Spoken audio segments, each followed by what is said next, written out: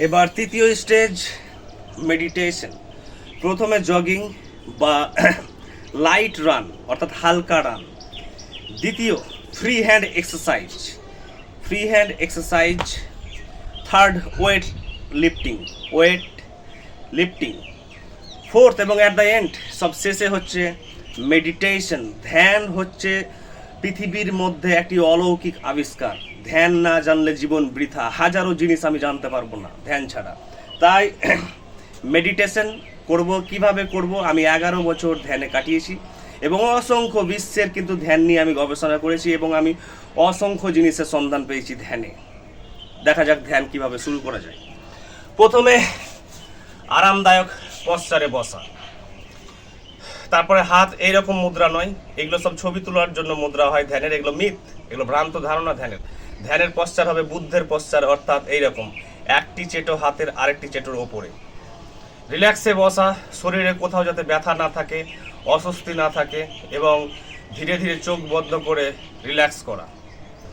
কিছুক্ষণ রিল্যাক্স করার পর যখন শরীর স্টেবল হয়ে যাবে, শান্ত হয়ে যাবে, মন নীরব হয়ে যাবে, তখন শ্বাস প্রশ্বাস নেওয়া স্বাভাবিক ছন্দে, না তাড়াহুড়ো না জোরে। তারপরে সেই শ্বাস প্রশ্বাসকে মনের চোখ দিয়ে ধীরে ধীরে অবজার্ভ করা, পর্যবেক্ষণ করা বা দেখার পর ধীরে ধীরে যখন মন আরো শান্ত হয়ে যাবে, আরো কমফোর্টেবল ইজি হয়ে যাবে, আরো ট্র্যাঙ্কুইল কাম পিসফুল হয়ে যাবে, সাইলেন্ট হয়ে যাবে, তখন ধীরে ধীরে মনের সমস্ত বিক্ষিপ্ত চিন্তাগুলিকে, প্রতিবিম্ব ছবিকে, অজস্র ছবিকে নীরব চেতনা দিয়ে ধীরে ধীরে কোনো মতামত ছাড়া পর্যবেক্ষণ করা। অর্থাৎ আমি যখন চিন্তা দেখব আমার মনের, ধ্যান মানে কিন্তু শূন্যতা নয়, ভয়েড নয়, এমটিনেস নয়। ধ্যান মানে দেখা। কি দেখব? মনের সমস্ত বিক্ষিপ্ত প্রতিবিম্ব চিন্তা, অজস্র থটসকে আমি দেখব নীরব দ্রষ্টা হিসাবে। কোনো মতামত দেব না, কোনো ব্যাখ্যা দেব না।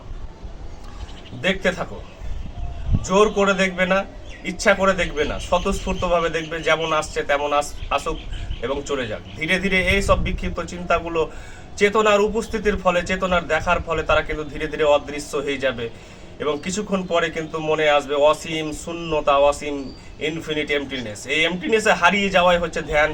এই পশ্চারটি আপনি যতক্ষণ খুশি করতে পারেন, 8 ঘন্টা, 1 ঘন্টা, 4 ঘন্টা, 10 ঘন্টা, 20 ঘন্টা, 24 ঘন্টা। আমি হাইয়েস্ট এই পশ্চারে থেকেছি 16 ঘন্টা এবং অসংখ্য জ্ঞানের সন্ধান পেয়েছি এবং অসংখ্য কালজয়ী অন্তর্দৃষ্টি, উপলব্ধি, আবিষ্কার কিন্তু আপনার চেতনায় আছড়ে পড়বে। আপনার বুদ্ধির বিকাশ থেকে শুরু করে আপনার জীবন প্রণালী থেকে সমস্ত কিছু পাল্টে যাবে। তাই ধ্যান করতে থাকুন।